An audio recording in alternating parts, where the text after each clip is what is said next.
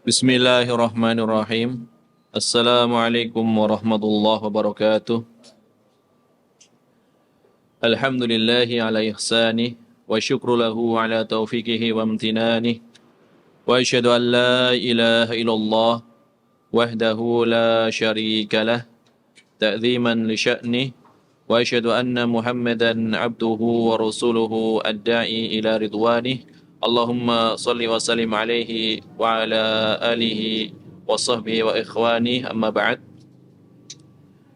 Kaum muslimin dan muslimat rahimani wa rahimakumullah.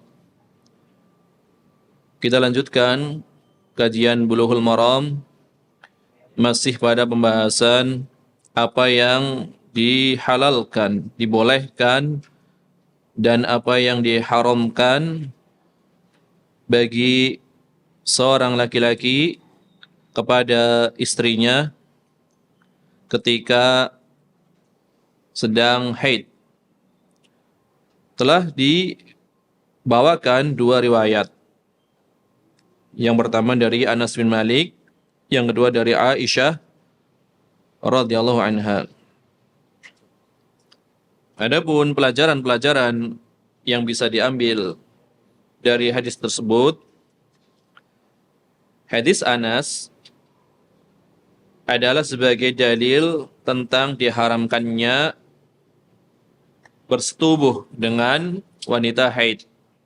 Hal ini berdasarkan firman Allah Ta'ala, wa yas'alunaka 'anil mahid qul huwa adza. Mereka bertanya kepadamu ya Muhammad tentang mahid, tentang haid. Katakanlah haid itu adalah kotoran. Fa'tazilun nisaa fil mahid, maka jauhilah para wanita tersebut ketika sedang dalam keadaan haid. Jauhi tempat haidnya, atau jauhi dengan makna jangan engkau berjima dengannya. Wala taqrabuhunna hatta yatuhurna. Janganlah engkau mendekatinya, mendekati mereka sampai mereka suci. Ya, yang dimaksud dengan al-mahid yaitu waktu haid dan tempat haid, tempat keluarnya haid, yaitu kemaluan, ya. Yang dimaksud jangan engkau dekati maknanya adalah kiasan dari jima, ya. Bukan larangan mendekati secara mutlak. Karena ada dalil tadi ya dari Anas yang menyatakan lakukan segala yang kau mau kecuali nikah, kecuali jima. Jadi maksud jangan engkau dekati adalah jangan engkau berjima, ya. Ini adalah dalil yang dikatakan ya oleh banyak ulama, ini adalah telah terjadi ijma berkaitan dengan hal ini, yaitu haramnya seorang suami menggauli istrinya dalam keadaan sedang haid. Ini ada ijma, ya. Maka dikatakan waqad ajma'al muslimuna ala tahrimi wad'il haid fi farjiha. Kaum muslimin yang dimaksud adalah para ulama telah berijma tentang diharamkannya menggauli seorang wanita yang haid pada farjinya, pada kemaluannya. Ini ada ijma, ada nukilan ijma. Yang menukil adanya ijma di antaranya adalah Al-Imam Ibnul Mundhir, ya, di dalam kitab Al-Awsat. Kemudian ijma ini juga dinukil oleh Imam Ibnu Hazm, ya, dalam kitab Maratibul Ijma. Imam Ibnu Hazm ini juga sering dinukil, ya, kitab beliau, kitabnya Imam Ibnu Hazm berkaitan dengan ijma itu sering dinukil. Kemudian yang menukil adanya ijma dari para ulama adalah Imam Ibnu Qudamah, ya, di dalam kitab Al-Mughni. Kemudian Imam An-Nawawi di dalam kitab Al-Majmu' Syarhul Muhadzab. Kemudian di antara ulama yang lainnya yang menukil adanya ijma ini adalah Syekhul Islam Ibnu Taimiyah, ya di dalam kitab Al-Fatawa. Dan sekelompok ulama dari kalangan mufassirin, ahli tafsir. Ya, karena di antara para ahli tafsir ada yang sekaligus ahli fikih dan ahli hadis. Contohnya siapa? Imamul Mufassirin, Imam Ibnu Jarir At-Tabari. Beliau mempunyai kitab ya khilafiyah yang berkaitan dengan perbedaan pendapat di kalangan para ulama. Cuma beliau ketika itu diuji ya, terjadi ya perselisihan dengan beberapa pengikut Hanabilah mazhab Hambali. Karena disebabkan pernyataan Imam At-Tabari yang menyatakan Imam Ahmad itu hanya muhaddits, bukan ahli fikih, sehingga khilafnya tidak dianggap, tidak dimasukkan di dalam kitab khilaf beliau Al-Imam At-Tabari. Sehingga sebagian Hanabilah Irak itu marah kepada beliau, ya. Diriwayatkan, ini masih perlu lagi diteliti ya kisahnya, sahihnya. Intinya beliau dipukulin gitu kurang lebih lah oleh para pengikut Hanabilah. Ya. Tapi masih perlu diteliti lagi. Tapi ada nukilan seperti itu, ma'ruf kisahnya. Adapun sahihnya Allah alam. Tapi ini contoh. Berarti memang ya ta'assub, kefanatikan itu dari dulu itu ada. Tidak bisa dipungkiri, itu ada.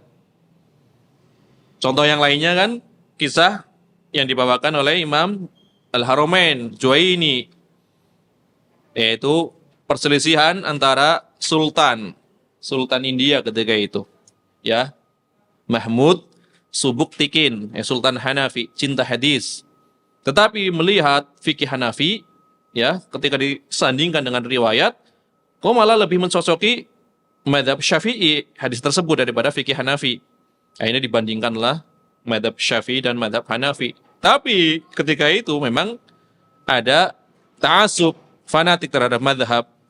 Sehingga yang disuruh untuk membandingkan adalah ulama dari kalangan Syafi'iyah, Al-Imam Al-Qaffal, untuk mempraktekkan cara toharoh dan cara sholat dari dua mazhab. Ketika mempraktekkan toharohnya Syafi'i, sholatnya Syafi'i, itu lengkap sunnahnya, ya, sunnahnya didatangkan semua, yang wajib-wajibnya didatangkan semua, apalagi rukunnya. Giliran mempraktekkan toharohnya madhab Hanafi sama sholatnya madhab Hanafi, yang diambil seluruh rukhsah dari awal sampai akhir seluruh rukhsah, ya, di antaranya apa? Kentut sebelum salam, ya, kentut sebelum salam, kan rukhsah di dalam madhab Hanafi. Kalau memang nggak tahan, yang penting sudah dibaca seluruh tasyahudnya, tinggal salamnya doang, kentut tetap sah menurut Abu Hanifah. Nah, ini yang dipraktekkan dari pertama takbir sampai akhir, ya, bertakbirnya dengan bahasa Persia, ya. Kemudian sholatnya tanpa membaca Ummul Kitab, tanpa membaca Fatihah. Kemudian tidak ada tumaninah. Giliran mau salam kentut dulu. Itu katakan ini sholatnya Abu Hanifah, kan marah, merah itu wajahnya, ya. Sultan Mahmud Subuktikin. Kalau seandainya yang engkau nyatakan tidak benar, maka akan saya hukum kamu. Ternyata ketika dilihat di kitab fikih Hanafi, memang keadaan seperti itu tidak menyebabkan sholat, maksudnya tetap sholatnya itu sah. Tapi itu dalam keadaan satu rukhsah misalkan, ini seluruh rukhsah dikumpulkan. Seandainya Imam Abu Hanifah melihat orang melakukan sholat ini, tentu ya pasti mengatakan ini bukan sholat, kan gitu. Jadi apa? Ta'assub itu tetap ada gitu. Fanatik itu tetap ada. Jadi jangan bilang nggak ada, tetap ada, ya.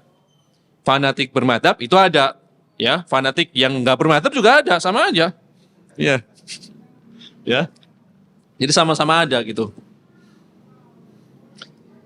Sampai-sampai itu tadi, ya, terjadi perselisihan antara Imam At-Tabari dengan pengikut Hanabilah gara-gara Imam At-Tabari tidak menganggap Imam Ahmad sebagai ahli fikih gitu, nggak memasukkan khilaf di dalam kitab beliau. Ya, ini ma'ruf, ini pernyataan dari Imam At-Tabari itu ma'ruf. Inilah tadi yang disebutkannya dari para ulama yang menukil adanya ijma tentang diharamkannya menggauli wanita yang haid pada farjinya, pada kemaluannya. Ini ijma tentang haramnya. Ya. Kemudian adapun Imam Nawawi itu menukil dari Imam Asy-Syafi'i.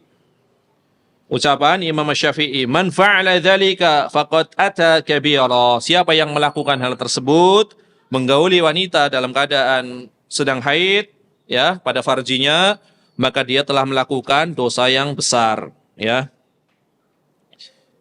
Kemudian dinukil pula dari Imam Syafi'i dan selainnya, barang siapa yang menghalalkan, nah, kalau tadi kan melakukan, siapa yang menghalalkan, membolehkan, menganggap halal, ini halal, ya, berhubungan badan melalui farjinya dalam keadaan wanita sedang haid, katanya halal, maka orang tersebut telah kufur, ya. Dinyatakan melakukan perbuatan kekufuran, kafir. Kenapa? Wa dzalika li'annahu anqara amran mujma'an ala tahrimihi. Karena dia mengingkari perkara yang telah diijmakan tentang haramnya, ya. Ini disebutkan di dalam kitab Al-Majmu'. Jadi ijma sangat dihargai di sini. Ketika telah ada ijma tentang haram, kalau dia mengatakan halal, melanggar ijma, maka dikafirkan, ya, karena ijma adalah didasarkan pada dalil yang disepakati. Ini ijma, ya. Jadi asal dalil itu cuma dua, Al-Quran dan Sunnah. Tetapi apabila Al-Quran ataupun Sunnah diijmakan, maka ini menjadi sekuat-kuat dalil. Jadi adanya ijma, ya, mengingkari perkara yang diijmakan keharamannya. Ya, berat berarti. Seorang dianggap sebagai ahlu sunnah wal jamaah. Kenapa? Karena senantiasa berpegang pada jamaah dan ijma, ya. Kita disebut sebagai al-jamaah karena mengikuti ijma. Ijma yang pertama tentunya ijma Muhajirin dan Ansor, itu jelas, nggak usah dibahas. Kemudian ijma ulama sepanjang, ya, masa. Itu juga harus tepati, ya, menepati ijma sepanjang masa. Pertama ijma ulama terbesar yaitu para sahabat, kemudian ijmanya para tabi'in, ijmanya tabi'in dan seterusnya. Ya, jadi kalau sering melanggar ijma, ya, maka ini jauh dari manhaj ahli sunnah wal jamaah. Manhaj ahli sunnah wal jamaah adalah menetapi ijma, ya. Kemudian diantara pelajaran dari hadis ini, hadis dari Aisyah, apa hadis Aisyah tadi? Yang beliau diperintahkan untuk memakai kain, ya, ketika haid. Ini sebagai dalil, ya, dalilun, sebagai dalil ala jawazi mubasyaratil haid, ya, bolehnya seorang, ya, suami itu mubasyarah. Ya, mubasyarah itu berhubungan, tetapi tidak sampai di sini, tidak sampai jima. Terkadang mubasyarah terkadang diungkapkan untuk padanan kata jima, terkadang. Tapi yang dimaksud mubasyarah di sini perbuatan, ya, bersenang-senang dengan istri tapi tidak sampai zina. Mubasyarah yang dimaksud, ya. Ya, tahap berciuman, bercumbu, berpelukan, seperti itu, ya. Khawatir itu disalahpahami. Soalnya saya pernah baca, kalau nggak salah, di terjemahan kitab Al-Wajiz, kalau nggak salah, terjemahannya bukan kitab aslinya, ya. Di kitab aslinya ini berkaitan dengan puasa, ya. Berpuasa. Apa yang boleh dilakukan di siang hari bagi suami istri ketika berpuasa, ya kan di situ disebutkan mubasyarah, mubasyarah dunal fajri, bukan mubasyarah dunal fajri, mubasyaratun nisa, mubasyarah, paham nggak? Mubasyarah terkadang tadi maknanya apa? Berjima. Padahal di sini maksud mubasyarah bukan berjima, maksudnya melakukan apapun tapi bukan jima, selain jima, bercumbu atau selainnya. Nah, terjemahannya apa? terjemahannya apa adanya bahasa. Jadi bersenggama. Bolehnya bersenggama di siang hari kan fatal maksudnya terjemahannya maksudnya. Karena apa adanya memang maknanya bisa bersenggama, bisa. Itu mubasyarah di sini. Ya. Jadi multi ya apa? Ya tafsir bisa mubasyarah ya. Maka gaulilah. Gaulilah kan umum. Jima ya namanya gauli, perciuman juga namanya menggauli kan seperti itu. Tapi yang di sini yang dimaksud adalah melakukan ya hubungan dengan wanita tetapi tidak sampai jima ya. Jadi ada dua jenis hubungan yang seperti ini yang dibolehkan. Ya, modelnya itu kan. Pertama, ya bersenang-senang dengan wanita yang haid yaitu pada anggota tubuh yang berada di atas pusar, ya. Kemudian yang di bawah lutut, ya. Di atas pusar, kemudian di bawah lutut. Ya, dengan mencium, kemudian apalagi memeluknya atau memegangnya, memegang bagian atas, ya kan? Memegang bagian bawah, memeluk bagian atas dan seterusnya, ya. Jadi di atas pusar, kemudian di bawah lutut, ya. Yang seperti ini jaiz, boleh dengan nas dan ijma, ya. Ini dinukil oleh Imam Ibnu Qudamah dan Imam An-Nawawi. Jadi seorang laki-laki menggauli istrinya selain jima, bagian di atas pusar sama di bawah lutut, ini ijma tentang bolehnya. Ya.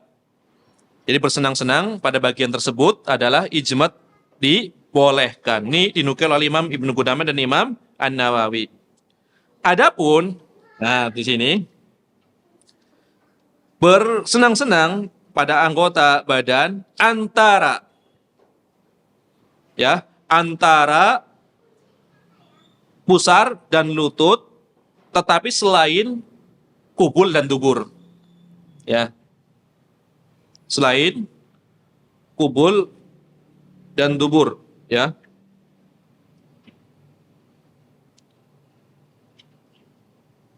Kalau tadi adalah di atasnya, kalau sekarang di bawahnya, antara pusar dan lutut. Tapi selain kubul dan dubur. Ya, di bawah pusar, berarti di atas lutut, di paha, ya kan? Kalau tadi kan di atas, ya, di atas pusar sama di bawah paha. Ini ijma bolehnya. Ini di bawah pusar, di atas paha, tapi bukan pada kemaluan ataupun duburnya. Adapun ya untuk kubul dan dubur jelas ya haramnya. Kemudian dua paha atau yang di sekitarnya ya. Ini juga dibolehkan ya. Berdasarkan keumuman firman Allah Ta'ala ya. Tapi di sini ada sedikit khilaf nanti, ya, berkaitan dengan ya yang ada di bawah pusar, kemudian di atas lutut, kemudian di atas kemaluannya tapi tidak langsung. Paham nggak? Kan dirinci. Kalau tadi bagian sekitar kemaluan, di atas lutut, di bawah pusar, ya. Ini juga masih dibolehkan. Nanti ada khilafnya adalah di atas kemaluan, tapi dihalangi oleh kain misalkan. Boleh atau enggak? Nah, kan beda lagi. Ya, beda lagi bahasanya. Ya, sekarang adalah yang berkaitan dengan apa? Yang di bawah pusar, di atas lutut, selain kemaluan. Maka dibolehkan pula, ya. Ya, misalkan di bagian paha atau sekitar kemaluan, tapi enggak kena kemaluan, masih dekat. Karena keumuman firman Allah Ta'ala, fa'tazilun nisa'a fil mahid, jauhilah wanita-wanita itu pada tempat haidnya, ya. Kemudian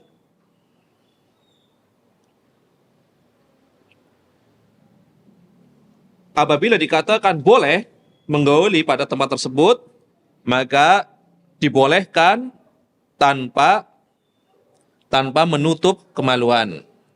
Ya. Tetapi apakah hal itu hal yang utama?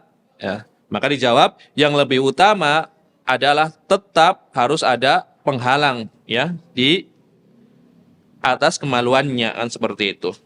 Jadi katakan wal aula alla yubashshira illa min wara'i ha'il. Ya. Yang lebih ya, yang lebih utama, yang lebih baik tentu apabila ingin berhubungan yang selain melakukan jima itu hendaknya dilakukan ya dengan adanya pembatas. Jadi tetap memakai kain gitu. Walaupun boleh memegang bagian sekitar itu, kalau bisa pakai kain ya. Ya. Jangan sampai tidak dipakaikan kain ya. Ini berdasarkan perbuatan yang dilakukan oleh Nabi sallallahu alaihi wasallam ya. Adapun misalkan ingin dibuka semuanya tanpa kain, itu memang boleh, asal dia harus yakin pada dirinya, tahan atau enggak, kan seperti itu. Khawatir ya jatuh pada perkara yang diharamkan, malah jima sekalian, jadinya kan gitu. Ini disebutkan seperti itu. Fa in basyaraha biduni ha'ilin jaza. Apabila dia ingin menggaulinya ya tanpa selembar kain pun, itu sebenarnya boleh. In wathaqa min nafsihi alla yaqa'a fil mahdzur. Tapi dia harus yakin kalau dirinya itu mampu menahan sehingga tidak terjatuh pada perkara yang haram. Ya. Qala Ibnul Mundzir, berkaitan dengan ini Imam Ibnul Mundzir mengatakan al-a'la wal afdal, yang lebih utama, yang lebih mulia, ittiba'us sunnah wasti'maluha, adalah mengikuti sunnah dan mengamalkan apa yang dicontohkannya di dalam sunnah. Karena telah sahih bahwasanya Nabi SAW memerintahkan Aisyah untuk memakai kain, memakai sarung. Setelah itu baru Nabi SAW menggaulinya, mencumbuinya, ya. Maka yang seperti itu adalah perkara yang lebih utama. Ini pernyataan Imam Ibnul Mundzir. Adapun Imam Nawawi mengatakan, adapun ya yang dilakukan oleh Nabi SAW dikatakan faqal izar, berarti di atas apa? Di atas kain, melakukannya di atas kain, berarti ditutupi dengan kain, kemudian Nabi melakukan di atasnya, ya, tidak langsung menempel, maka dibawa kepada makna istihbab, anjuran saja, ya, dibawa ke makna anjuran, karena menggabungkan antara ucapan Nabi SAW dengan perbuatan Nabi SAW. Kan ucapan Nabi, lakukan semuanya, yang penting jangan jima. Nabi nggak bahas, lakukanlah wahai para wanita ketika haid, yaitu dengan menutupkan kain terlebih dahulu. Nabi nggak ngomong seperti itu. Berarti boleh dilakukan. Tapi yang dilakukan oleh Nabi SAW memerintahkan Aisyah itu dalam rangka mustahab, dianjurkan saja. Ya, ini menurut Imam siapa? Imam An-Nawawi. Walaupun nanti sebagian mengatakan justru perbuatan Nabi menafsirkan ucapan Nabi, kan seperti itu. Maksud lakukanlah semau kalian setelah ditutupi dengan kain, kan seperti itu. Ya, Kenapa? Kenapa? Nggak masalah. Itu nggak masalah. Kan lakukan semuanya. Yang penting jangan, ya. Yang penting jangan memasukkan kepada kemaluan, ya. Kalau mengeluarkan dengan tangan nggak masalah, ya. Atau anggota tubuh yang lainnya, atau paha, atau payudara, tidak masalah. Kan yang penting jangan memasukkan kepada kemaluan. Kan pembahasannya gitu. Seluruh tubuhnya boleh, kan? Di atas, ya, di atas pusar sama di bawah lutut ijma tentang bolehnya, aman, ya. Kemudian di bawah pusar, di atas lutut pun itu boleh. Yang penting jangan kemaluannya. Kemudian khilaf, apakah harus ditutup atau boleh dibiarkan, ya.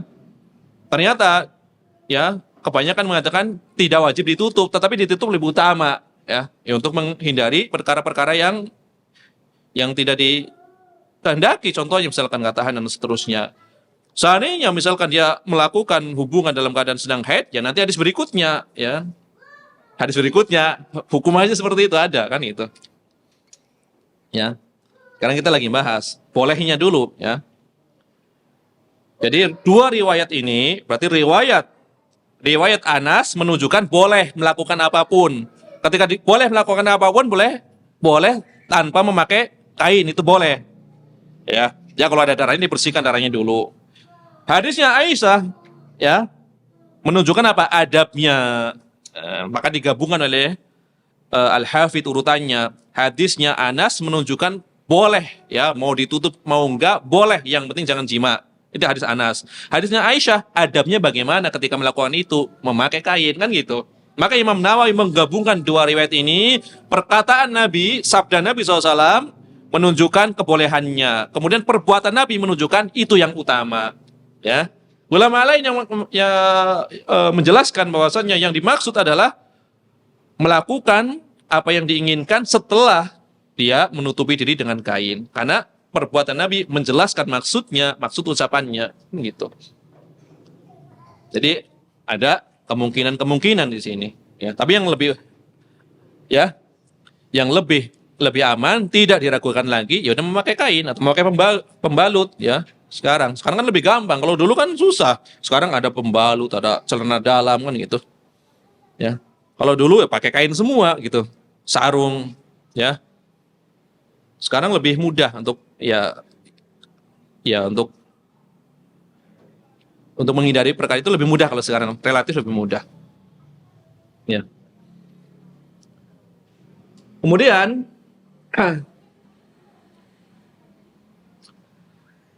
syariat mengharamkan menjimai wanita yang sedang haid karena di dalam perbuatan tersebut itu terdapat perkara yang besar, dampak ya, yang besar, mudarat yang besar ya. Yaitu diantaranya adalah yang berkaitan dengan kesehatan ya. Yang berkaitan dengan kesehatan itu secara ilmu kedokteran itu menjimai ya, melakukan hubungan badan dengan wanita yang sedang haid itu berbahaya ya. Berbahaya ini secara ilmu kedokteran ya.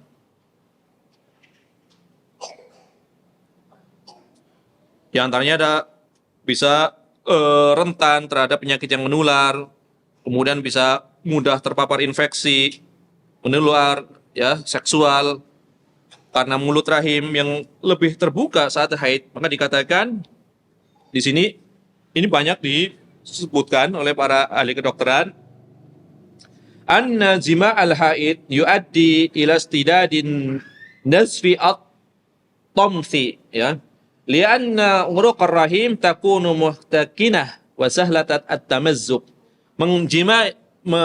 Berhubungan dengan wanita yang haid itu menghantarkan ya, wanita yang haid itu darahnya lebih banyak keluarnya, seperti itu ya, seperti pendarahan.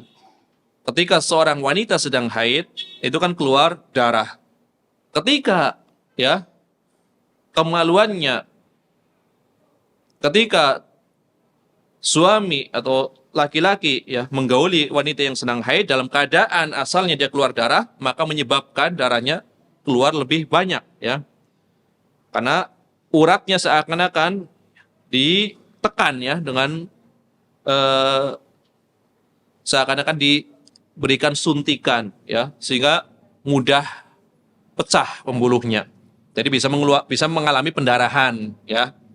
Bisa mengalami pendarahan ya. Kemudian di situ bisa yang kedua diantaranya adalah bisa menyebabkan masuknya bakteri ya, seperti itu.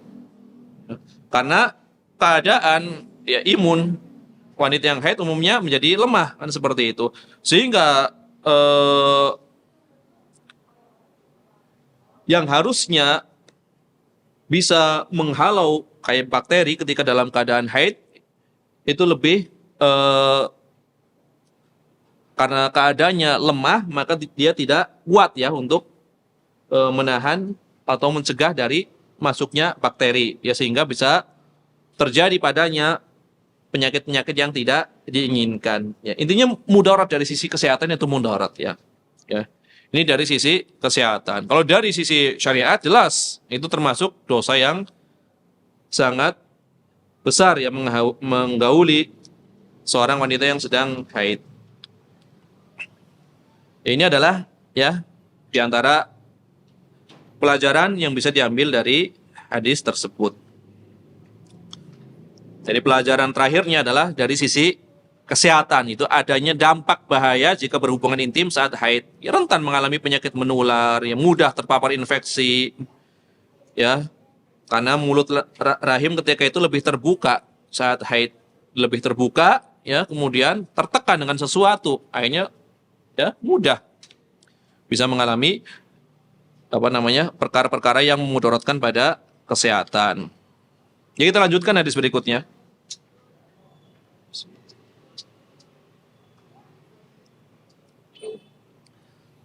Ini di sini berkaitan dengan ya kafarah, tebusan. Kafarah yang berkaitan dengan orang yang menggauli istrinya dalam keadaan haid. Itu tebusannya apa? Kafarahnya apa? Nah, ini adalah hadis yang akan kita bacakan. Wa an Ibnu Abbas radhiyallahu anhuma. Dan dari Ibnu Abbas radhiyallahu anhuma, anin Nabi sallallahu alaihi wasallam fil ladzi ya'ti imra'atahu wa hiya haidun. Dari Nabi sallallahu alaihi wasallam yang menjelaskan tentang seorang yang berdatangi istrinya, menggauli istrinya, ya, berhubungan badan dengan istrinya padahal dia dalam keadaan haid. Maka Nabi sallallahu alaihi wasallam mengatakan yatasaddaqu bidinarin, dia harus bersedekah dengan 1 dinar, au nisfi dinarin, atau setengahnya. Ya. Jadi penebusnya, kafaratnya bagi seorang laki-laki yang mendatangi istrinya dalam keadaan haid, maka dia harus membayar denda kafarat tebusan 1 dinar atau setengahnya. Ini ada pilihan.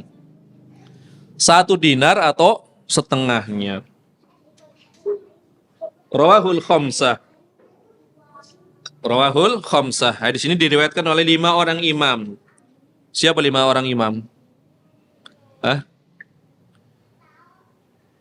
Ingat nggak 5 orang imam? Masih ingat? Hah?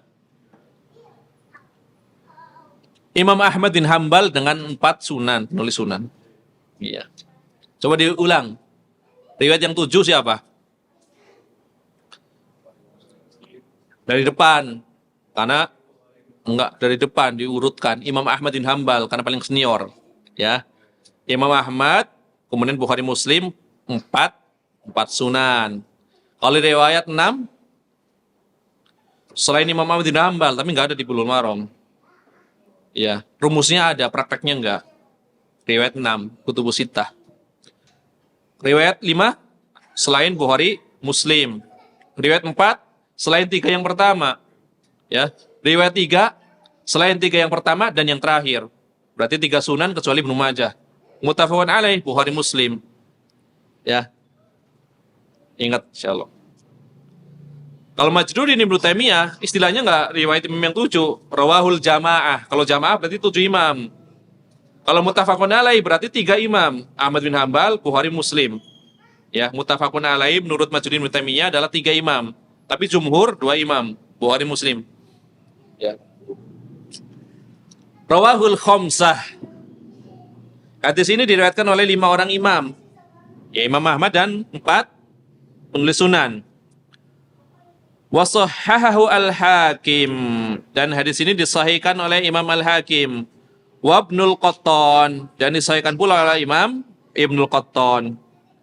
Wa rajjaha ghairuhuma waqfahu, ya.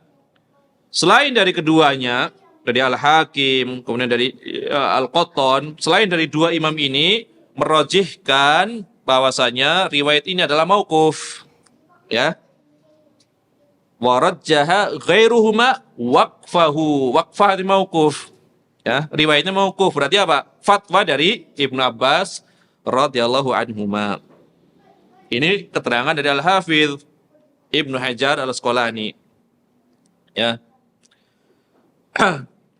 Adapun di sini tadi diriwayatkan oleh Imam Abu Daud di dalam kitab Thaharah. Bab ya, ityanul haid, mendatangi wanita yang haid, maksudnya menyetubuhi. Ini riwayat Imam Abu Daud. Kemudian Imam At-Tirmidzi, Imam An-Nasa'i, Imam Ibnu Majah, kemudian Imam Ahmad dan Imam Al-Hakim. Ya, semuanya dari jalur Syu'bah. Syu'bah, siapa? Syu'bah. Iya. Syu'bah Ibnul Hajjaj, riwayatnya 2000. Riwayatnya 2000, tapi disebut sebagai Imamul Hafidh. Ya. Karena mutaqaddimin, ya. 2000 riwayatnya, sebagian dibawakan oleh Al-Imam Adz-Dzahabi di dalam kitab Syiar A'lamin Nubala. Ya. 2000 riwayat, tapi disebut Al-Imam Al-Hafidh Amirul Mukminin fil Hadis. Ya, gelarnya. Karena hafidh untuk istilah era mutaqaddimin. Ya.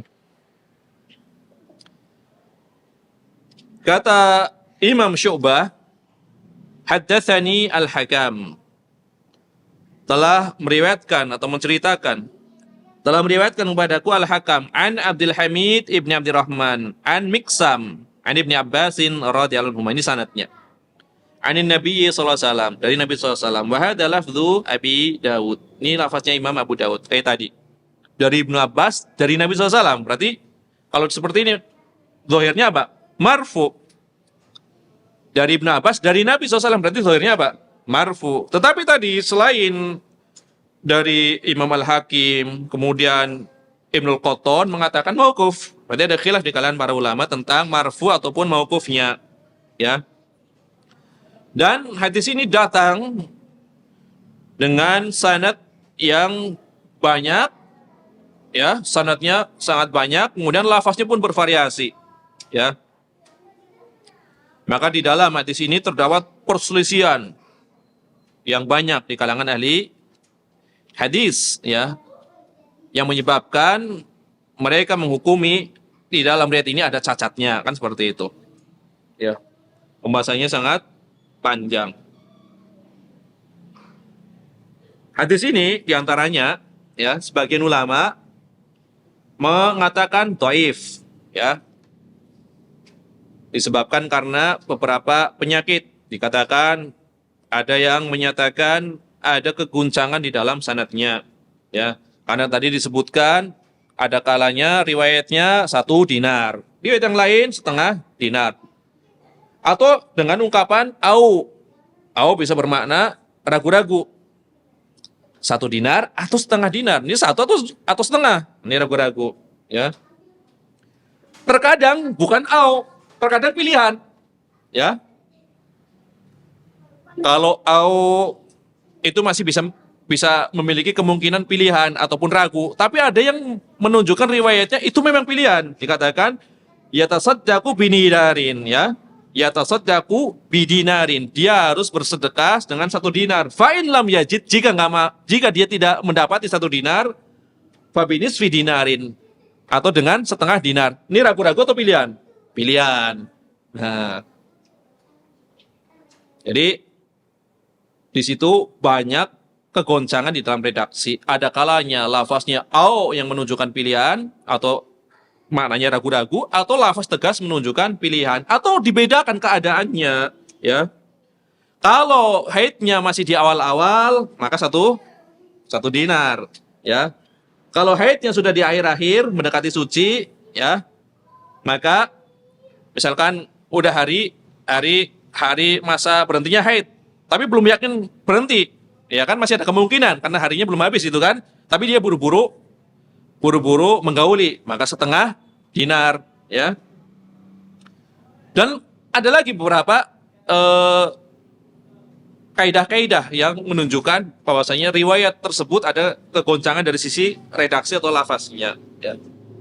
Sehingga karena riwayat tersebut sangat bervariasi, ada kalanya ragu, ada kalanya pilihan, ada kalanya dibedakan sebabnya awal ataupun akhir, ya, mendekati berhenti tetapi masih di masa haid, maka disitulah banyak para ulama yang mendhaifkan riwayat ini. Di antaranya riwayat ini didhaifkan oleh Al-Imam Asy-Syafi'i, ya. Imam Asy-Syafi'i mendhaifkan riwayat ini. Imam Ibnul Mundhir juga mendhaifkan riwayat ini. Kemudian Imam Ibn Abdul Bar ya juga mendhaifkan riwayat ini. Kemudian Imam An-Nawawi dan banyak ulama yang lainnya juga mendhaifkan riwayat ini, ya. Ini keterangan ini banyak sekali ya disebutkan di dalam kitab As-Sunan Al-Kubra Imam Al-Baihaqi, kitab Al-Awsat karya Imam Ibnul Mundhir, kemudian kitab At-Tamhid karya Imam Ibnu Dilbar, atau Al-Majmu karya Imam An-Nawawi. Semuanya ulama yang disebutkan tadi mendhaifkan riwayat ini. Riwayat dari Ibnu Abbas ini didhaifkan, ya. Kemudian sebagian ulama yang lain mensahihkan. Siapa tadi yang dinukil oleh Al-Hafidz? Imam Al-Hakim diantaranya.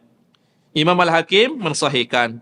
Berarti kalau Imam Al-Hakim dalam kitab apa biasanya? Al-Mustadrak, ya. Al-Mustadrak. Al-Mustadrak adalah hadis-hadis yang sesuai dengan syarat imam sebelumnya, tetapi imam sebelumnya tidak memasukkan dalam kitabnya, yaitu Imam Bukhari, Muslim, atau salah satu di antara keduanya. Syaratnya menurut Imam Hakim sama dengan Bukhari atau Muslim atau keduanya, tapi Imam Bukhari Muslim tidak memasukkan dalam kitab keduanya. Itu namanya Al-Mustadrak. Ada kalanya pernyataannya disetujui oleh para ulama, di antara Imam Az-Zahabi yang meneliti, ada kalanya tidak disetujui. Ada kalanya telah disetujui oleh Imam Zahabi, ulama setelahnya mengatakan keduanya keliru. Imam Hakim keliru, Zahabi pun keliru. Ya. Jadi seperti itu. Riwayat Imam Al-Hakim dalam Al-Mustadrak wa wafaqahu Az-Zahabi, disepakati oleh Imam Az-Zahabi. Ternyata ulama belakangan, misalnya Syalbani mengatakan pernyataan Imam Zahabi keliru, ya. Ya, saling kritik. Kemudian Imam Ibnul Qattan, ya, juga mensahihkan riwayat ini. Kemudian di antara ulama, ya, hafidz besar yang mensahihkan riwayat ini adalah Imam Ibnu Daqiqil Id, ya, di dalam kitab Al-Ilmam. Kitab Al-Ilmam, dan di dalam kitab beliau Al-Imam, ya. Ada Al-Ilmam, ada Al-Imam. Kitabnya Imam Ibnu Daqiqil Id yang besar, tapi bukan syarah hadis, tapi pengayaan riwayat. Nama kitabnya adalah Al-Imam fi Ma'rifati Ahaditsil Ahkam. Belum pernah ada kitab yang semisal di dalam jalur-jalur riwayat hadis yang sahih tentang ahkam. Al-Imam. Tetapi disebutkan pada zaman beliau ada orang yang hasad, sehingga dibakar kitabnya, tersisa kepada kita paling 4 jilid. Iya. Itu lengkap. Kemudian dari Al-Ilmam yang sangat banyak jilidnya diringkas oleh Al-Imam Ibnu Daqiqil Id sendiri dengan nama kitab Al-Ilmam. Ya. Dari Al-Ilmam ini kemudian diringkas menjadi kitab Al-Muharrar. Dari Al-Muharrar diringkas menjadi Bulughul Maram dan ditambah, ya, riwayat yang lain. Ya. Ya. Jadi Al-Imam menjadi Al-Ilmam, menjadi Al-Muharrar, menjadi Bulughul Maram plus tambahan yang tidak ada di Al-Ilmam. Jadi Bulughul Maram udah ada tambahannya. Tapi asalnya dari Al-Ilmam. Imam Ibnu Daqiqil Id.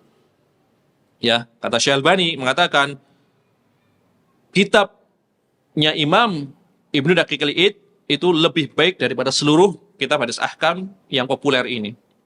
Karena Imam Ibnu Daqiqil Id tidak membawakan kecuali yang sabit dari Rasulullah SAW. Kalau Bulughul Maram kan banyak yang dhaifnya, ya kan gitu. Kalau Al-Ilmam tidak dibawakan riwayat oleh Imam Ibnu Daqiqil Id kecuali yang sahih. Ya, tapi bukan hanya Bukhari Muslim, ya. Bukan hanya Bukhari Muslim. Ya, saking bagusnya kitab itu, maka Imam Ibnu Daqiqil Id mengomentari kitabnya, saya optimis belum pernah dikarang kitab yang semisal kitab ini. Diaminkan oleh Syekhul Islam Ibnu Taimiyah. Memang betul pernyataan Imam Ibnu Daqiqil Id. Ya, kakek saya aja tidak sampai seperti itu. Ya, tidak sampai derajat beliau, kakek saya di dalam hadis. Begitu juga Al-Hafidz Diyauddin Al-Maqdisi juga tidak sampai derajat Imam Ibnu Daqiqil Id. Diyauddin Al-Maqdisi, murid dari Al-Imam Abdul Ghani Al-Maqdisi. Ya, pernah kita bahas biografinya di Al-Mukhlisin. Diyauddin Al-Maqdisi, hafidz besar, ya, murid dari Abdul Ghani Al-Maqdisi. Hambali juga, Hambali, ya, Hanabilah, ya, dari Syam.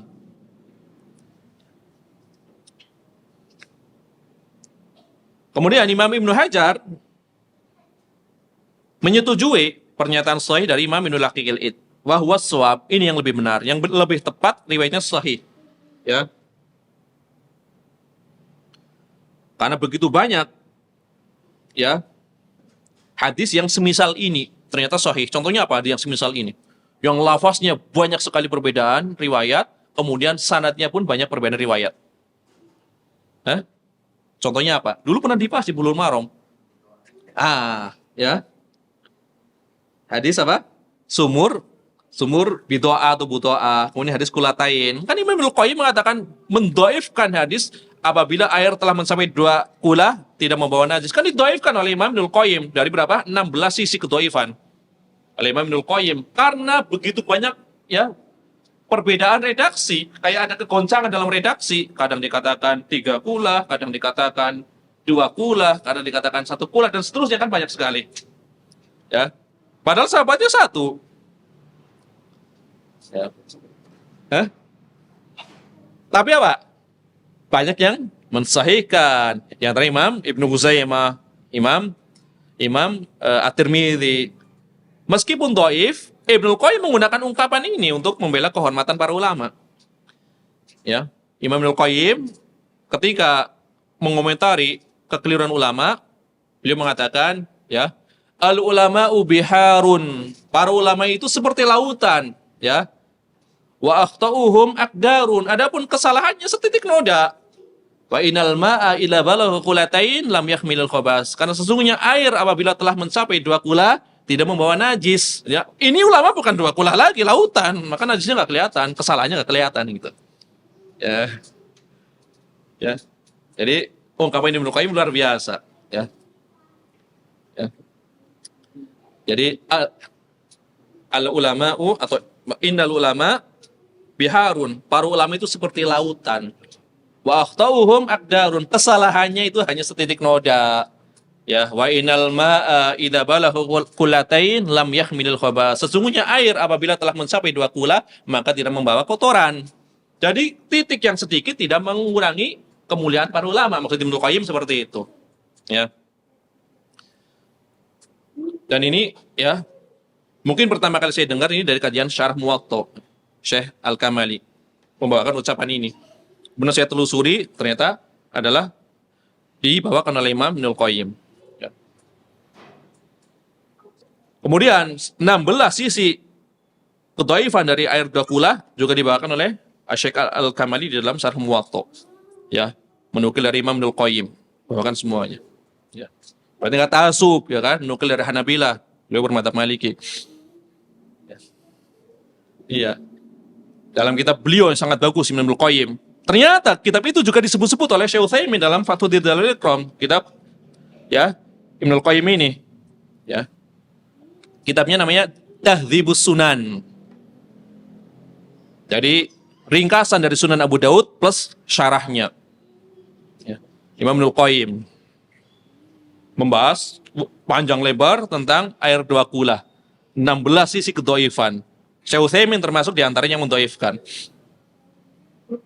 Karena apa? Ya karena tadi, sebagaimana ini riwayatnya, kadang-kadang 0,5 dinar, kadang-kadang 1 dinar, kadang-kadang kayak ragu, tapi kadang-kadang pernyataan tegas, pilihan.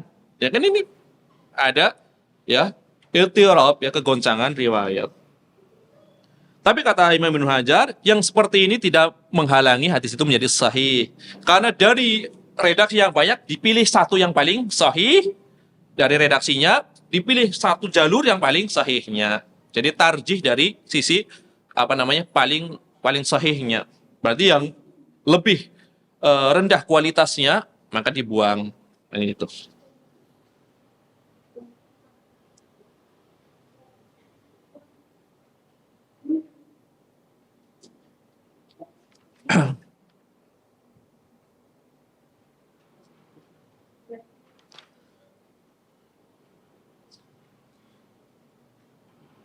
Kemudian di dalam Syarah Muhadzab, Syarhul Muhadzab, Imam An-Nawawi, kemudian di dalam kitab At-Tanqih dan Khulasaah, bahwasanya disebutkan para imam, a'immah, semuanya menyelisih hakim. Katanya gitu, pernyataannya. Ya. Imam An-Nawawi di dalam Syarhul Muhadzab, di dalam kitab At-Tanqih dan Khulathah itu menukil para imam seluruhnya menyelisih hakim di dalam masalah pensahihan hadis ini. Ini kata Imam Nawawi. Ya. Yang benar kata Imam Nawawi, hadis ini adalah lemah, ya. Ya. Bittifaqihim, dengan kesepakatan mereka, ya. Kemudian setelah itu diikuti oleh ulama setelahnya, ya. Imam Ibnu Shalah mengikuti pendapat Imam An-Nawawi. Ya. Imam Ibnu Shalah, Abu Amr Ibnu Shalah, seorang muslim juga. Ya. Atau Imam Nawawi. Ya, Imam Nawawi mengikuti Ibnu Shalah. Ibnu Shalah lebih dulu, ya. Ibnu Shalah lebih dulu. Jadi Imam Nawawi yang benarnya di sini menukil pendapat Imam Ibnu Shalah yang menyatakan seluruh ulama ahli hadis itu tidak sepakat dengan Imam Al-Hakim yang mensahihkan riwayat ini. Imam Ibnu Shalah mengatakan seperti itu. Beliau adalah imam besar di dalam riwayat. Kemudian Imam Nawawi mengikuti pendapat Imam Ibnu Shalah. Ya. Kira-kira benar atau tidak? Ya. Benar nggak pendapat Imam Nawawi di sini? Bukan masalah benar sahih atau dhaifnya. Klaimnya Nawawi benar atau enggak? Ya. Ya jelas salahnya. Ya, karena tadi nukil, ya. Imam Ibnu Qattan mensahihkan, ya. Ibnu Daqiqil Id, ya, mensahihkan, ya. Berarti menunjukkan apa? Menunjukkan ittifaq, kesepakatan tentang kedhaifannya adalah tidak benar. Ini bukan masalah dhaif menurut Imam Nawawi, nukilannya maksudnya. Ya kan Imam Nawawi mengatakan nukil kan tadi kan, seluruh imam ahli hadis itu sepakat, ya, menyatakan hadisnya dhaif. Karena Imam Nawawi ngomong seperti itu. Adapun pensahihan Imam Al-Hakim itu ditentang oleh para imam semuanya, kan seperti itu. Ternyata sebagian imam ada yang tetap mensahihkan. Imam Ibnu Qattan, ya, Imam Ibnu Qattan menyatakan riwayatnya sahih, ya. Ya meskipun yang mendhaifkan lebih banyak, tapi kan bukan ittifaq gitu kan. Kalau ittifaq berarti seluruhnya kan. Ini kita berbicara masa sebelum Nawawi ya, bukan setelahnya. Harus diurut ini maksudnya. Ini kan lagi pembahasan tentang Nawawi. Nah, otomatis ya masa sebelumnya yang dibahas ya, bukan masa setelahnya. Adapun setelahnya baru nanti ulama meneliti lagi. Ini konteksnya adalah ucapan Nawawi. Ibnu Qattan kan sebelum Nawawi, ya. Hakim sebelum Nawawi. Ibnu Shalah sebelum Imam Nawawi. Ibnu Shalah mengatakan tidak ada yang sepakat dengan Imam Al-Hakim tentang pensahihan riwayat ini. Ini kata Imam Ibnu Shalah. Nawawi mengikuti, sepakat dhaifnya. Memang banyak yang mendhaifkan tadi, Imam Syafi'i mendhaifkan, Imam Ibnu Abdul Bar mendhaifkan, Imam Ibnu Mundzir mendhaifkan, para hafidz mendhaifkan, ya. Tapi ternyata ada Imam Ibnu Qattan yang lebih dulu dari Imam Nawawi mengatakan sahih. Berarti kan keliru klaim sepakatnya. Ini secara data aja maksudnya, bukan kesimpulan akhirnya. Secara datanya berarti keliru. Ya, ini dari kalangan sebelum Imam Nawawi. Adapun setelah Imam Nawawi, banyak yang mensahihkan setelah Nawawi, ya. Di antaranya siapa? Syekhul Islam Ibnu Taimiyah itu mensahihkan riwayat ini, ya. Kemudian Imam Ibnul Qayyim dalam kitab tadi, ya, Tahdzib Mukhtasar Sunan. Kemudian Syekh Ahmad Syakir juga mensahihkan riwayat ini, ya. Kemudian Syekh Al-Albani rahimahullah juga mensahihkan riwayat ini di dalam kitab Irwaul Ghalil. Irwaul Ghalil. Memang hadis ini harus ada di dalam Irwaul Ghalil karena kan ini mazhab Hambali, hadis ini dipakai dalam mazhab Hambali. Ya. Hah? Mensahihkan. Kalau beliau Imam Ibnu Daqiq itu Syafi'i Maliki beliau mazhabnya. Imam Ibnu Daqiq itu mensahihkan, ya. Imam Ibnu Hajar juga mensahihkan. Ya. Berarti dari sini terang, kebanyakan mutaqaddimin mendhaifkan. Kan gitu. Kebanyakan mutakhirin mensahihkan. Itu. Ilmu kan seperti itu. Hah? Makanya jumhur ulama beramal nggak dengan hadis ini? Jumhur nggak beramal. Tetapi yang beramal adalah madhab Hambali, meskipun hadis dhaif, ya kan boleh beramal dengan hadis dhaif. Mm-mm. Eh, ya,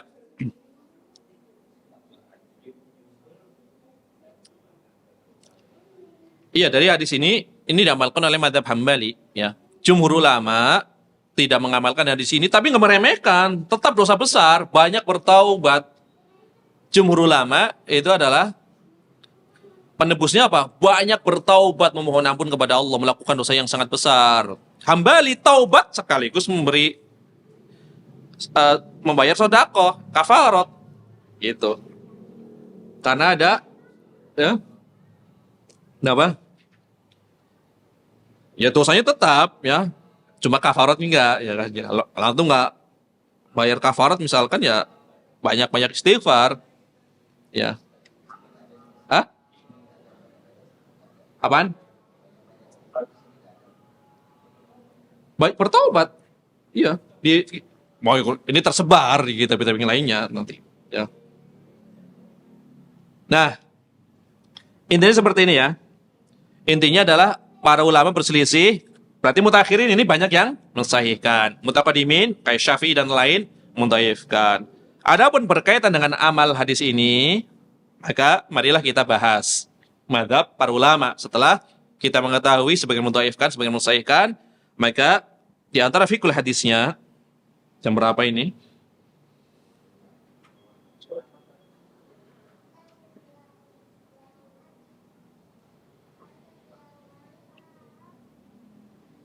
Iya masih. Ah. Kemudian pelajaran dari hadis ini, berdasarkan hadis ini, maka hadis ini adalah sebagai dalil bagi ulama yang menyatakan seorang yang menggauli istri yang dalam keadaan haid, maka dia dituntut untuk bersedekah, membayar kafarat, atau mengeluarkan ya uang 1 dinar atau setengahnya, disebabkan karena dia melakukan pelanggaran, melakukan dosa yang besar. Berdasarkan hadis ini. Inilah yang masyhur di dalam madhab Hambali, ya. Inilah yang masyhur di dalam madhab Hambali. Kalau di dalam madhab Hambali ada bab yang membahas, ada masail khusus tentang hal ini, ya. Karena dalil di dalam madhab Hambali itu urutannya yang bisa dijadikan dalil adalah Al-Quran, Sunnah, kemudian pendapat sahabat, ya. Ini usul khususnya, bukan umumnya ya. Ijma masuk, kita bahas ijma, ya. Qaul sahabi, perkataan sahabat itu dalil dalam mazhab Hambali, tapi tidak dalil dalam mazhab Syafi'i, ya. Dalam mazhab Hambali dalil.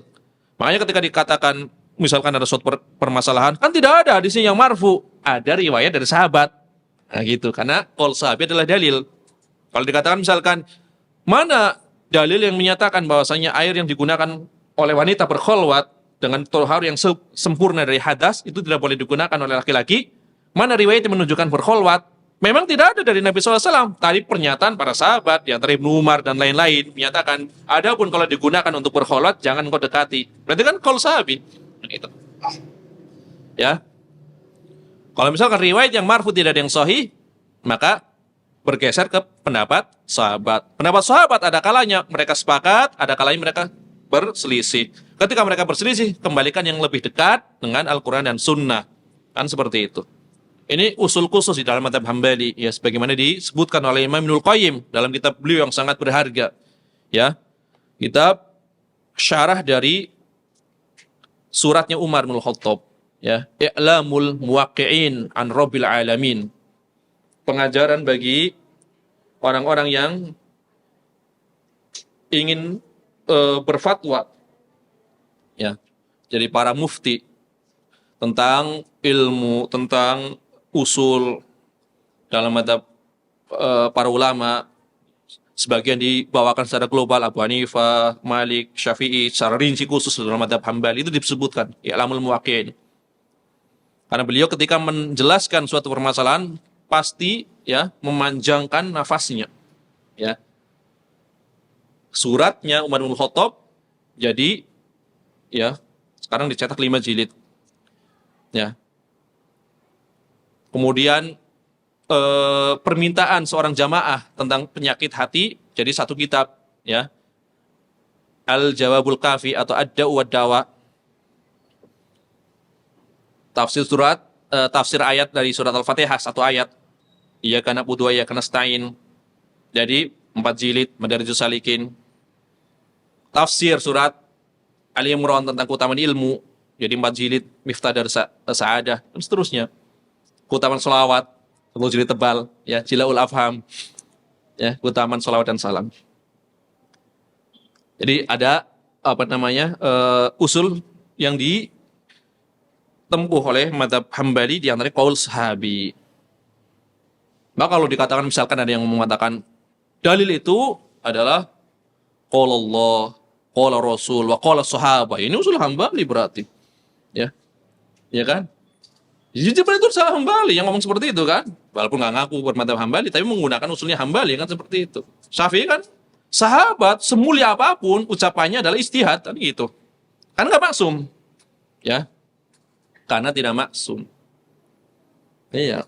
Kalau siapa yang mengatakan bid'ah? Sahabat. Berarti jelas bid'ah. Ya enggak juga. Ibnu Umar mengatakan sholat duha bid'ah, kata Ibnu Umar. Yang benar sunnah. Berarti qaul sahabi di sini kan. Ini contohnya seperti itu. Kemudian Ibnu Mas'ud, ya, ketika melihat orang yang tiduran berbaring di lambung sebelah kanan ketika habis sholat sunnah, sholat fajar, ya kan? Melihat para sahabat itu berbaring di masjid, maka diomelin oleh Ibnu Mas'ud. Apa-apaan ini kayak keledai-keledai sedang berbaring, dianggap seperti keledai itu, suruh bangun, suruh bangun. Ya, padahal Nabi senantiasa siapa? Setelah sholat fajar Nabi berbaring ke sebelah kanan. Nah, nanti ada khilafnya nih di bab sholat, sunnah atau karena sebab, ya karena semalam sholat malam ya, atau memang sunnah, atau syarat sah gitu juga kan gitu. Ya, ada yang berpendapat syarat sah, jangan salah Imam Ibnu Hazm. Jadi kalau nggak barengan itu nggak sah sholat subuhnya kan itu. Zohiri, ada nanti kita bahas. Ya, kalau Imam Malik kan ada hajat, ya kalau semalam salat malam, ya itu untuk istirahat, ya meregangkan urat sedikit gitu kan, memejamkan mata. Ibnu Hazm enggak, karena ada perintah, ya apabila engkau sholat fajar setelah sholat qobliyah subuh, maka berbaringlah kamu sebelah kanan, lambung sebelah kanan. Ini perintah, hukuman salat perintah wajib. Jadi harus didahului dengan berbaring baru boleh sholat subuh nih Zohiri ya. Zohiri. Ada di Bulughul Maram nanti datang riwayatnya. Ini ada dibahas insya Allah. Ya. Bismillah. Berarti riwayat dari Ibnu Abbas ini sebagai dalil bagi ulama yang menyatakan bagi seorang yang menggauli istrinya dalam keadaan haid, maka dia harus mengeluarkan 1 dinar atau setengah dinar. Inilah yang masyhur, yang mu'tamad di dalam mazhab Hambali dan qaul qadim Syafi'i. Qadim tapi pendapat lama Imam Syafi'i. Ya. Qaul qadim Syafi'i. Karena qaul qadim Syafi'i itu banyak diriwayatkan oleh Imam Ahmad bin Hambal. Kan qaul qadim Syafi'i ketika Imam Syafi'i di Irak, di Baghdad, ya. Maka di antara yang meriwayatkan qaul qadim Syafi'i adalah Imam Ahmad bin Hambal. Maka pendapat mazhab Hambali dalam banyak ya permasalahan, pendapat mu'tamad resmi Hambali dalam banyak permasalahan itu mencocoki qaul qadim Syafi'i. Nah, ini membantah pernyataan yang mengatakan Hambali terakhir berarti paling sahih. Belum tentu juga. Buktinya qaul qadim Syafi'i dipakai oleh Hambali yang mutakhirin. Qaul qadimnya malah berarti lebih baru mana? Lebih baru Syafi'i yang di Mesir ini. Kalau main masa-masaan, kalau dikatakan Imam Ahmad kan paling akhir, berarti menyeleksi pendapat yang terdahulu. Ternyata pendapatnya malah pendapat qadim Syafi'i kebanyakan. Ya, di antaranya memakan daging onta membatalkan wudhu. Qaul qadim Syafi'i, jadid enggak Syafi'i. Ya, ini Syafi'i qaul qadimnya membayar 1 dinar atau setengah, jadid enggak, cukup bertaubat. Kemudian air musyammash, ya, qaul qadim Syafi'i enggak, ya kan? Qaul jadid makruh. Itu. Kemudian sholat jamaah, qaul qadim Syafi'i, beda dengan qaul jadid, dan seterusnya. Ya. Maksudnya tidak mengharuskan yang datangnya akhir pasti menyeleksi yang awal secara keseluruhan, belum tentu. Ternyata pada pendapatnya Madzhab Hambali banyak yang sama dengan qaul qadimnya Syafi'i kan gitu kan. Banyak yang sama dengan qaul qadim Syafi'i. Ini madzhab yang pertama ya. Ya, boleh dikatakan kalau kita persempit ini, kalau kita persempit dari 4 madzhab ini yang mengambil riwayat ini berarti madzhab Hambali saja. Kalau kita persempitkan pendapat resmi 4 madzhab gitu. Ya, dari 4 madzhab ini yang mengambil pendapat ini adalah madzhab Hambali saja. Walaupun nanti tentu ikhtiarat ulama masing-masing tentu ada resmi ya. Pendapat resmi 4 madzhab adalah dari 4 madzhab tersebut yang berpendapat atau mengamalkan hadis ini hanya madzhab Hambali resminya. Kemudian pendapat yang kedua, bagi orang yang melakukannya maka tidak perlu membayar apapun, tetapi memperbanyak istighfar. Ini ada istighfar di sini. Ya.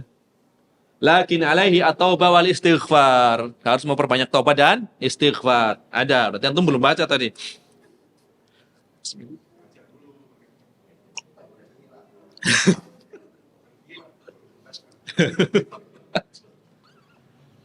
Ya. Ya paling memperbanyak apa? Banyak istighfar berarti Pak. Kalau yang pernah melakukan, umumnya belum insya Allah. Ya. Kalau Hambali ya bersedekah ini kan. 1 dinar lumayan, 1 dinar sekarang.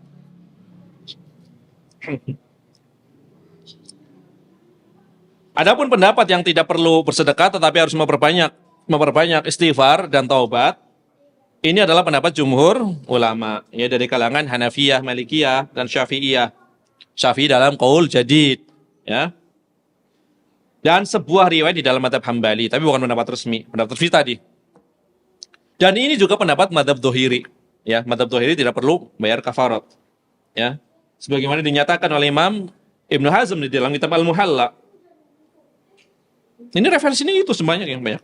Al-Awsat, kemudian Al-Muhalla, karena lengkap memang. Kata Imam Ibnu Taimiyah, ya, beliau menyatakan, aku telah menghafal kitab Al-Muhalla. Ya, tapi maksudnya adalah hafal dalam arti bukan per hurufnya. Ya, secara umum apa yang di Muhalla diketahui oleh Imam Ibnu Taimiyah. Ya. Jadi Al-Muhalla kitab yang sangat berharga. Walaupun ditulis oleh 2 orang, tapi dari 1 kitab. Yang nulis Imam Ibnu Hazm berapa ribu masail, kemudian dituliskan oleh anaknya. Tapi dari kitabnya Ibnu Hazm juga diringkas. Al-Muhalla bil Athar. Sangat bagus kitabnya bagi yang telah belajar khilaf. Ya kalau nggak belajar khilaf macam Ibnu Hazm ya jadi ini pendekar baru turun gunung salah semua itu. Ya. Jadi pendapat jumhur ulama ya. 3 madhab, kemudian sebuah riwayat dalam madhab Hambali, kemudian madhab Dhohiri. Hambali juga ada riwayat kedua ini berarti. Alternatif berarti. Kemudian sekelompok dari kalangan salaf, yaitu diantara para tabi'in, Imam Ibnu Sirin, Atha bin Abi Rabah, kemudian Imam Ibrahim An-Nakhai. Ya. Ini juga disebutkan di dalam kitab yang Musannaf Abdul Razak. Karena Musannaf Abdul Razak kan bukan hanya riwayat marfu, ada mauquf, ada kadang hadis mursalnya dan seterusnya. Musannaf. Dalilnya mana? Mereka atau jumhur ulama yang menyatakan tidak perlu bayar 1 dinar ataupun setengah, itu berdalil dengan sebuah riwayat dari Abu Hurairah, dari sahabat yang mulia Abu Hurairah, bahwasanya Rasulullah SAW pernah bersabda, "Man ataha idon aw imra'atan fi duburiha aw kahinan fasaddaqahu faqad bari'a mimma unzila ala Muhammad." Wa fi riwayah faqad kafara. Barang siapa yang mendatangi wanita yang haid.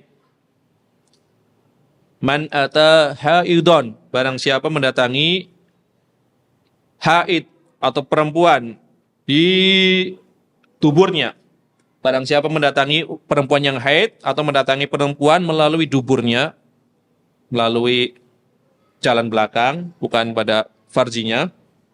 Ini pertama. Siapa yang mendatangi wanita haid atau siapa yang mendatangi wanita melalui duburnya, melalui jalan belakang.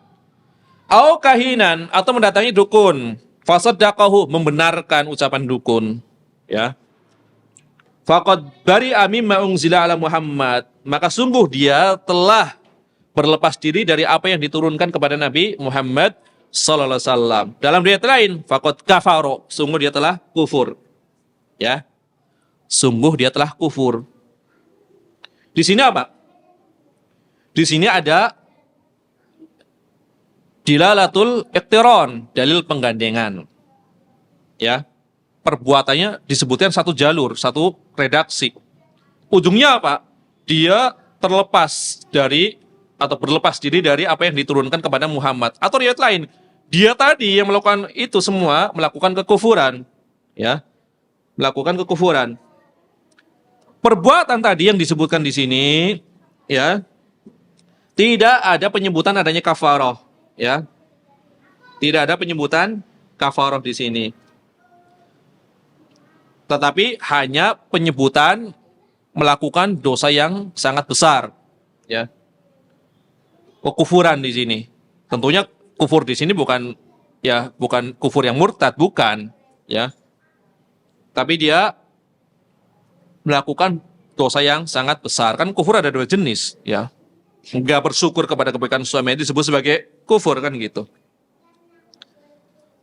Mereka jumhur ulama mengatakan hadis yang menyatakan wajibnya bayar kafarah itu mutarib, ya. Mutarib ada kerancuan atau kegoncangan baik di dalam redaksinya ataupun sanadnya, ada pembicaraan. Maka tidak bisa naik, tidak bisa dijadikan sebagai penguat, ya. Sebagai hujah yang berkaitan dengan zimmah, tanggungan, suatu beban. Ya. Dan wal aslu, hukum asal seorang apa? Bara'atuha, ya. Itu terbebas dari tanggungan. Hukum asal kita diperintahkan sholat subuh enggak? Ya, hukum asal kita. Atau hukum asal kita diperintahkan sholat 5 waktu enggak? Enggak diperintahkan, ada dalil. Maka kita menjadi wajib sholat 5 waktu. Ya, maka untuk mewajibkan sesuatu itu harus dengan hujah yang kuat. Karena hukum asalnya diperintahkan bayar kafarat enggak? Enggak ada, cuma memang dosa. Maka ketika ingin mewajibkan bayar kafarat harus hujahnya kuat. Ini jumhur seperti itu. Ya. Maka Imam Ibnu Rusdin Al-Maliki, ya, di dalam kitab Bidayatul Mujtahid menyebutkan sebab khilaf adalah di antara para ulama adalah karena perselisihan mereka tentang sahih atau dhaifnya hadis ini. Maka barang siapa yang menyatakan hadisnya sahih, maka beramal dengan riwayat tersebut. Barang siapa yang memandang tidak sahih, maka tidak, ya, berlaku riwayat tersebut. Nah, ini adalah jumhur ulama, ya. Kemudian disebutkan kaidah oleh Imam Ibnu Rusdi, amila, mereka beramal, ya. Kalau seorang itu beramal, seorang itu harus beramal alal asli, dengan hukum asal. Alladzi huwa suqutul hukmi hatta yasbuta bidalilin. Hukum itu tidak berlaku, ya. Perintah itu tidak berlaku, ketetapan itu tidak berlaku sampai nyata ada dalil yang menunjukkan hal tersebut, ya. Inilah yang lebih azhar, kata Syekh Abdul Fauzan. Insyaallah yang lebih nampak menurut beliau adalah pendapat jumhur ulama, ya. Itu satu. Jadi Syekh Abdul Fauzan memilih pendapat siapa? Jumhur ulama. Tapi misalkan kita memilih pendapat yang pertama tadi, Madzhab Hambali, yang menyatakan wajib, maka dirinci. Yang wajib membayar kafarat adalah laki-lakinya, ya. Adapun perempuannya tidak wajib bayar kafarat, tapi tetap melakukan perbuatan yang haram, ya.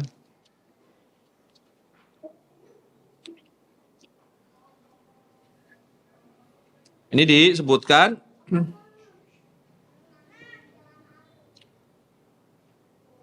atau Pendapat yang kedua, dua-duanya wajib. Jadi ada dua pendapat.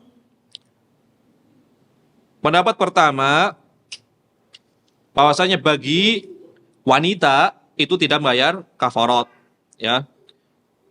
Ini adalah sebuah wajah di dalam mazhab Hambali. Wajarnya apa? Kalau wajah bukan dari Imam Ahmad bin Hambal, dari ahli ijtihad di dalam mazhab Hambali, tapi masuk dalam mazhab. Jadi nggak ada pernyataan dari Imam Ahmad. Kalau dari Imam Ahmad itu riwayat. Riwayat ke satu, riwayat kedua dari Imam Ahmad. Nas itu juga Imam Ahmad. Tapi kalau ini adalah wajah di dalam mazhab Hambali, berarti ijtihad dari ulama Hambali, tapi bukan dari Imam Ahmad. Disebutkan bagi wanitanya itu tidak wajib bayar kafarat, ya. Yang wajib adalah laki-lakinya. Ini adalah sebuah wajah di dalam mazhab Hambali, ya. Karena syariat tidak mewajibkan bagi wanita tersebut. Tetapi yang diwajibkan adalah laki-laki. Adapun pendapat yang kedua, wajib bagi laki-laki maupun wanitanya, ya. Ya meskipun wanita di situ, ya, mungkin bisa saja karena diajak oleh suaminya, tapi dia akan mengetahui keharamannya, kan seperti itu. Maka meskipun dia diajak, suaminya yang mengajak, ya, dia tetap membayar kafaroh, ya,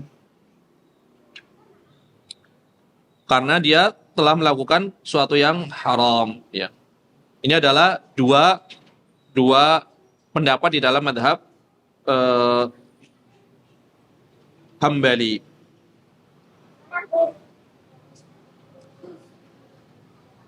Tapi di sini dibedakan sedikit, ya.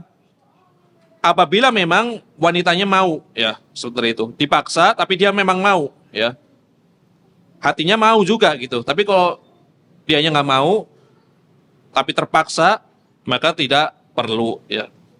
Ya. Jadi ada kalanya adalah terpaksa maupun tidak terpaksa, tidak perlu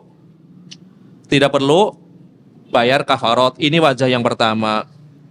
Yang kedua, apabila terpaksa, ya, maka tidak perlu. Tapi kalau nggak terpaksa, maka berlaku pula sebagaimana laki-laki. Ini wajah di dalam mazhab Hambali, ya. Berarti ini tidak terdapat di mazhab lain. Ini kan pembahasan ketika Syekh Abdullah Fauzan mengatakan yang lebih nampak adalah pendapat jumhur ulama. Adapun bagi yang mengikuti mazhab Hambali, maka ada rinciannya siapa yang bayar kafarat, kan seperti itu, ya. Ada rinciannya yang disebutkan. Jadi pembahasannya adalah kalau dipaksa itu tidak perlu, ya. Kalau dipaksa itu tidak perlu. Kalau memang nggak mau, dari dua wajah, ya, dari dua wajah. Ini kalau dipaksa. Tetapi riwayat yang lain, wajah yang kedua, mau dipaksa mau enggak, juga enggak perlu. Ini khusus untuk wanitanya, ya. Kalau laki-lakinya sepakat, ya. Jadi rincian di dalam mazhab Hambali adalah seperti itu, ya. Bagi laki-lakinya sepakat bayar kafarat. Ini dua wajah sama. Yang kedua, bagi perempuan kalau dipaksa satu wajah mengatakan tidak perlu. Kalau tidak terpaksa maka perlu. Tapi wajah kedua tadi, ya, secara, ya, keseluruhan wanita tidak perlu bayar kafaroh, laki-lakinya yang perlu bayar kafaroh. Jadi dari dua wajah ada beberapa cabang, kan seperti itu. Tapi ini bagi yang mengamalkan mazhab Hambali, nanti dibahas di kitab fikih. Nah, jumhur pokoknya istighfar gitu aja dah. Ya. Jumhur ulama adalah yang penting adalah istighfar. Ya. Ya, inilah yang bisa disampaikan pada kesempatan hari ini. Subhanakallahumma bihamdika asyhadu an la ilaha illa anta astaghfiruka wa atubu ilaik. Wa sallallahu alaihi wasallam ala Nabi Muhammad wa ala alihi washabihi ajmain wa akhiru da'wana alhamdulillahi rabbil alamin. Assalamualaikum warahmatullahi wabarakatuh.